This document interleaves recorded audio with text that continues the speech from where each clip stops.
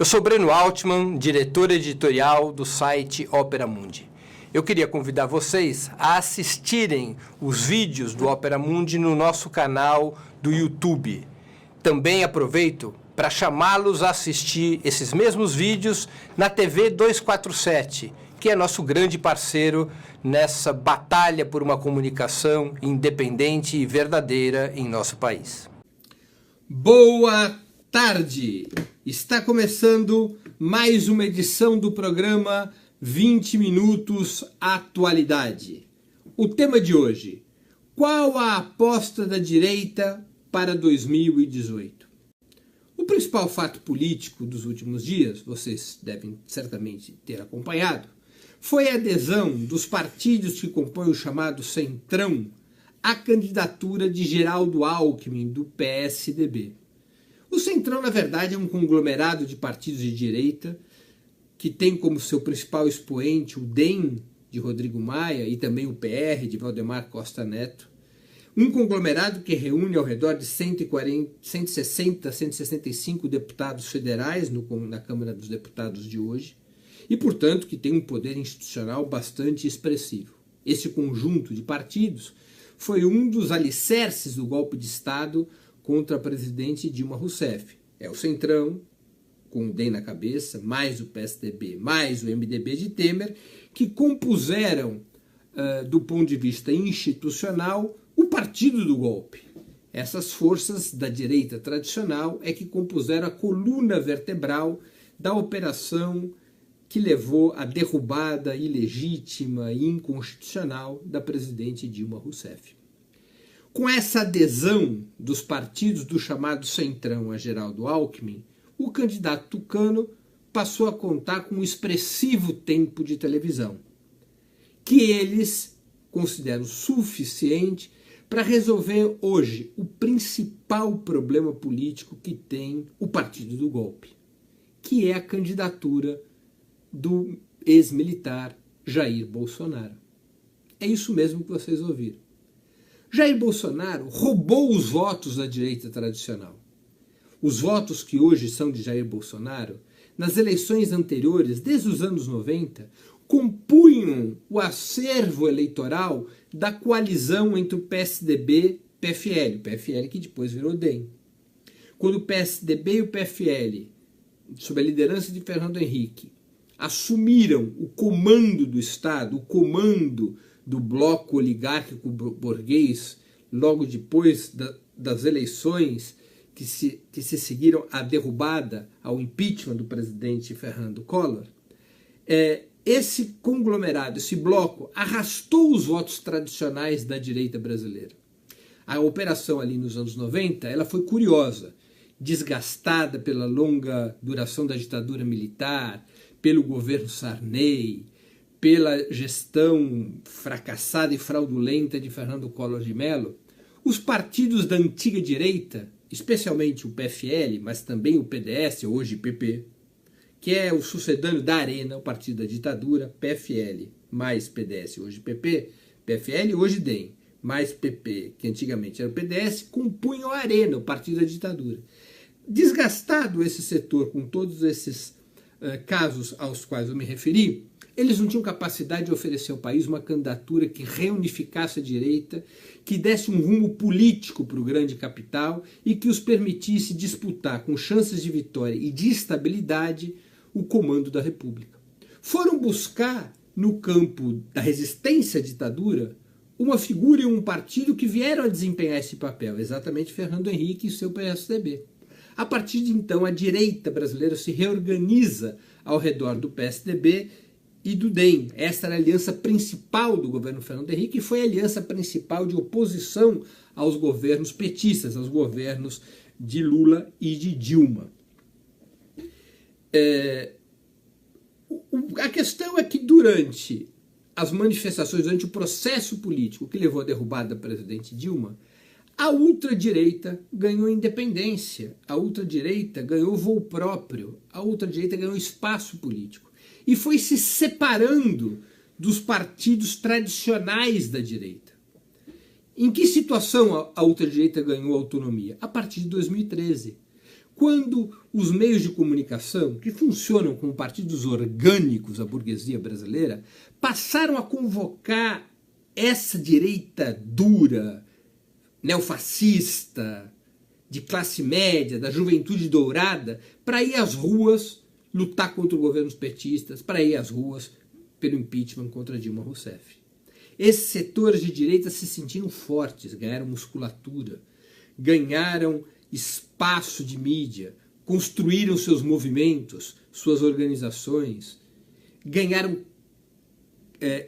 uma feição própria, construíram um programa, discurso e se articularam ao redor dessa figura patética, ridícula, porém aliciadora, que é o ex-capitão Jair Bolsonaro, esse energúmeno da ultradireita. Aliás, a ultradireita sempre promove energúmenos ao longo da sua história.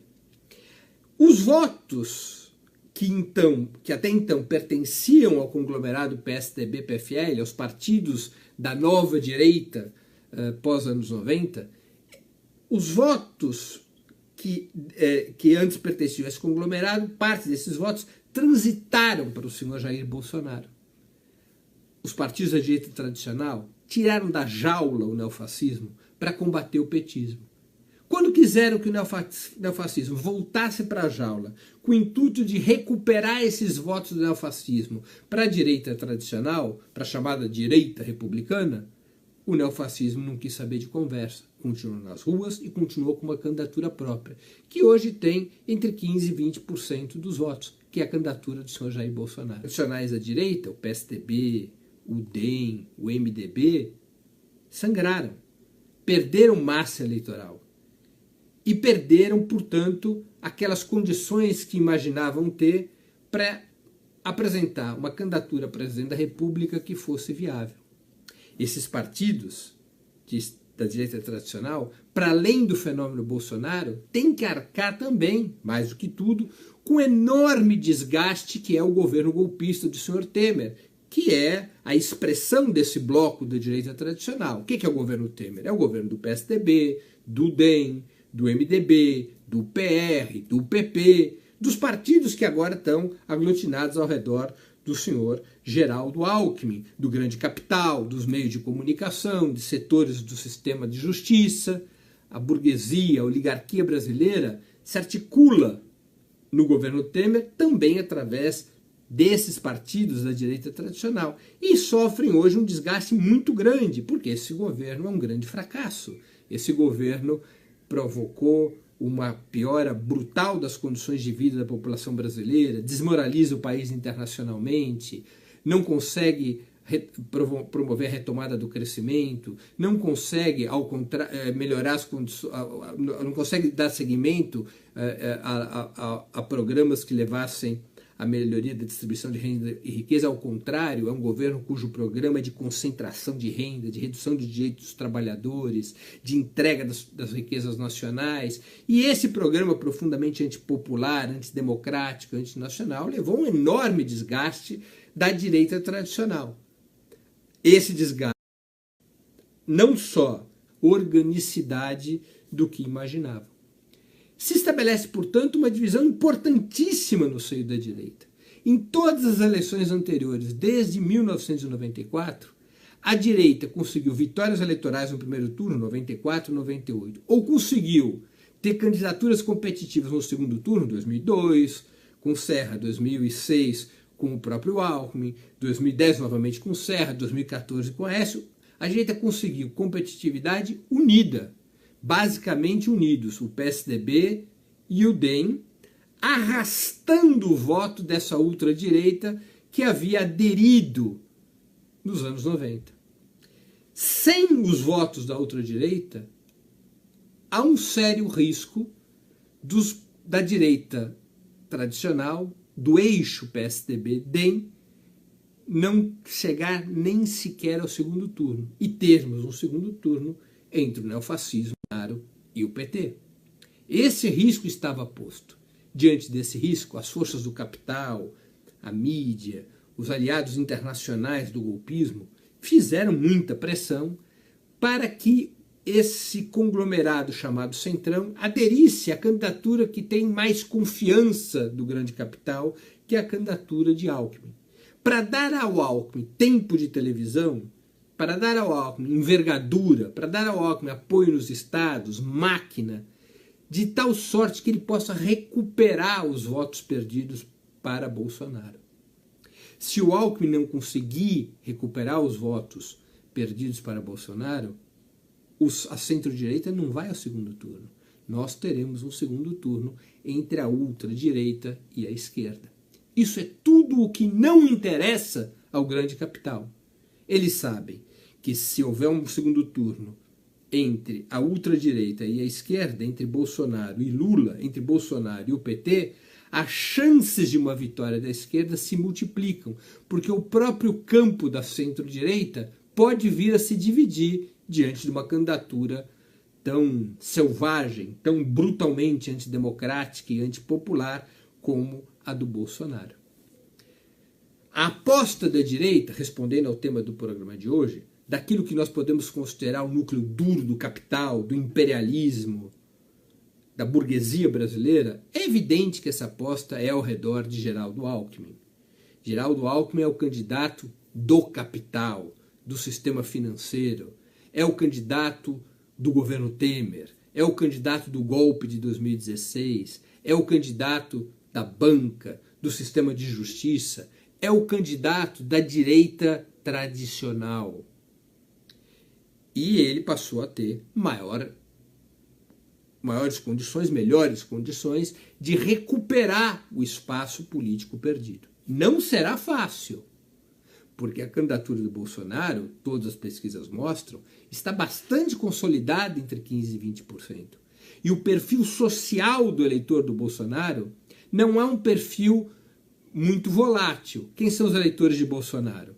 Quanto mais rico, mais escolarizado, mais votos tem o Bolsonaro, especialmente entre homens. Ele tem deficiência eleitoral entre as mulheres por conta do seu comportamento sexista, misógino, homofóbico. A gente conhece as trevas nas quais se ajoelha o senhor Bolsonaro. Essa característica, eleitores escolarizados, mais ricos, é o de um grupo eleitoral que costuma mudar pouco sua intenção de voto. É o perfil da juventude dourada, porque o voto do Bolsonaro também é um voto dos setores mais jovens, dos mais escolarizados e mais ricos.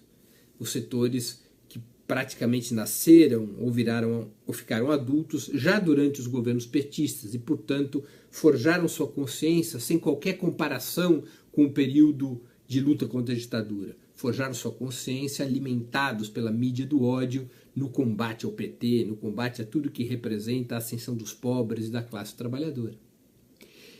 Consolidado entre 15% e 20% dos votos, será difícil para Geraldo Alckmin subtrair os sufrágios necessários que o coloquem num segundo turno contra a esquerda. A esquerda revela, através da candidatura de Lula, possibilidade de ganhar a eleição no primeiro turno. Lula aparece na pesquisa do Vox Populi, a pesquisa mais recente, com 41% das intenções de votos. Isso significa dizer quase 60% dos votos válidos, segundo essa pesquisa. Permitiria a Lula ganhar, repito, no primeiro turno.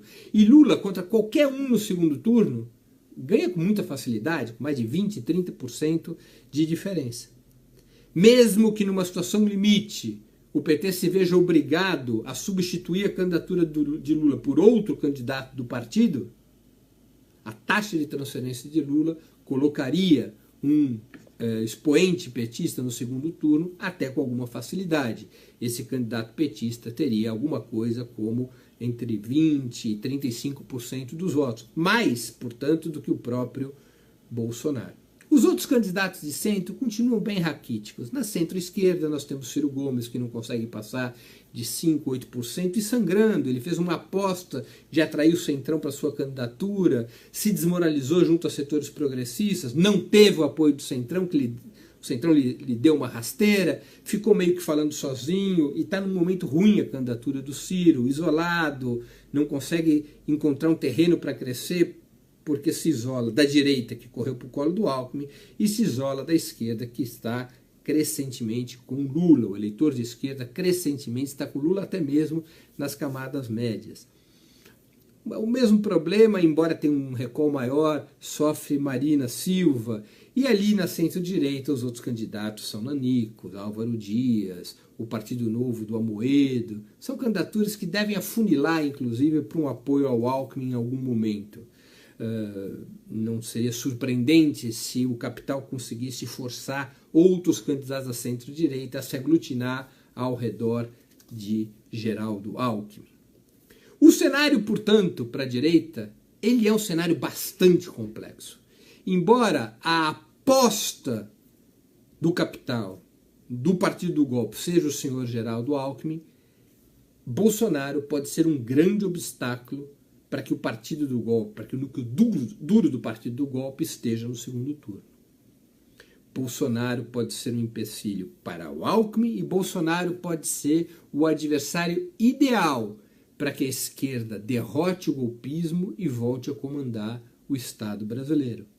Porque Bolsonaro não tem o verniz bonitinho do Alckmin, a modernidade do PSDB, aquela cara da classe média alta paulistana, envernizada e perfumada, que defende os interesses mais abjetos, mas sempre com alguma educação, com alguma polidez. Bolsonaro é a cara escancarada da direita, da oligarquia, do que é a burguesia brasileira. O neofascismo tem o cheiro, tem a história, tem as marcas do que são as classes dominantes brasileiras e, portanto, torna mais fácil a vida da esquerda no segundo turno. Torna mais econômico o discurso da esquerda, torna mais evidente o inimigo a ser abatido. O capital está tremendo diante dessa possibilidade. Bolsonaro pode tirar a direita tradicional do segundo turno e Bolsonaro pode ser um inimigo relativamente fácil para a esquerda brasileira, liderada pelo PT e pelo presidente Lula. Esse é um problema político, portanto, grave no partido do golpe. Eles imaginavam, dentro da sua estratégia, que chegariam a 2018 com uma situação de voo de cruzeiro. O que seria esse voo de cruzeiro? A economia voltando a crescer, a agenda ultraliberal já implementada, com todas as suas reformas antipopulares, antinacionais, recuperando a confiança do capital internacional e do capital nacional, permitindo aumentar os investimentos.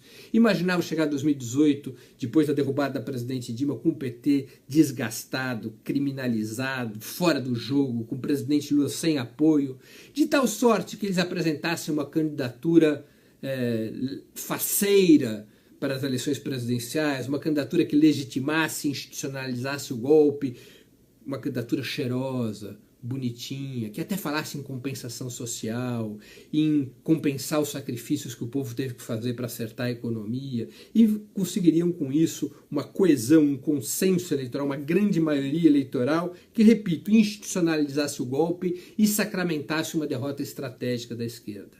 Deram, nesse sentido, com os burros na água. O partido do golpe chega às eleições de 2018 debilitado, enfraquecido. Embora o Centrão já apoie o Alckmin, fragmentado continua o partido do golpe, que tem dificuldades até mesmo para arranjar um vice-presidente para o senhor Geraldo Alckmin. Nem em São Paulo Geraldo Alckmin ganharia de Lula. Por isso, né, diante dessa situação, desse bloqueio da via institucional para o partido do golpe, eles cada vez mais ameaçam o que resta da soberania democrática no Estado brasileiro.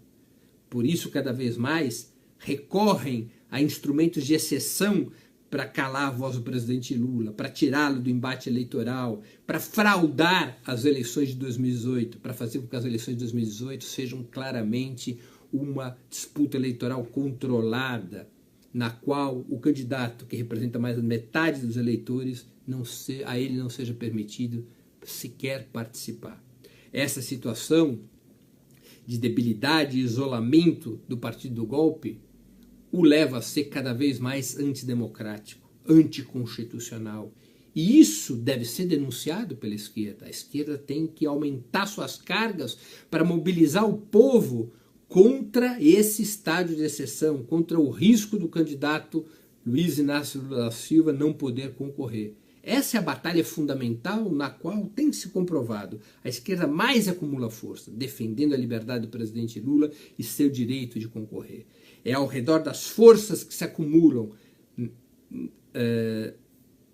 na defesa da candidatura do presidente Lula que se vai retirando o chão do partido do golpe e o colocando numa situação de gravíssimo risco, no qual o golpe pode ser derrotado, seja seu viés tradicional, seja o neofascismo representado pelo senhor Jair Bolsonaro. Encerro aqui a exposição dessa sexta-feira. Aqueles que gostaram do que nós conversamos, compartilhem, ajudem a difundir o nosso programa. Quero deixar 2 recados antes de concluir o programa. O primeiro, façam sua inscrição no canal de Ópera Mundi no YouTube.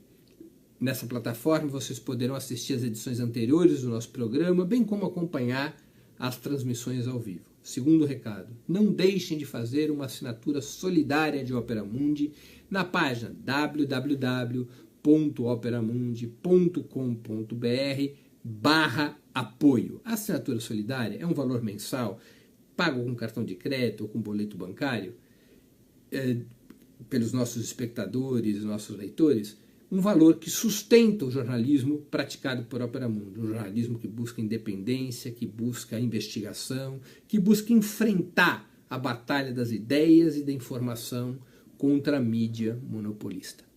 Na próxima terça-feira nos veremos novamente no programa 20 Minutos de História. Quero agradecer a todos a audiência e dar a todos um grande abraço. Até o próximo programa.